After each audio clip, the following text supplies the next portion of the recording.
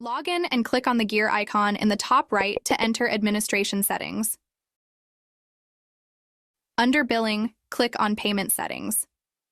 Here you can see all your active payment gateways. To add a new payment gateway, click on the Add Payment Gateway button. For this instance, let's integrate with Stripe. You will need to enter the secret and publishable key from your Stripe account into the appropriate boxes and click Test Connection. Then click Save and your payment gateway will be enabled. Under Advanced Settings, you can control which payment methods are enabled to accept payments using this payment gateway.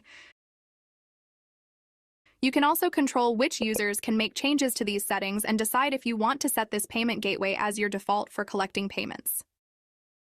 Save your preferences. The Uninstall button lets you disable this gateway if needed. Navigate back to your list of active payment gateways to find your newly added payment gateway enabled.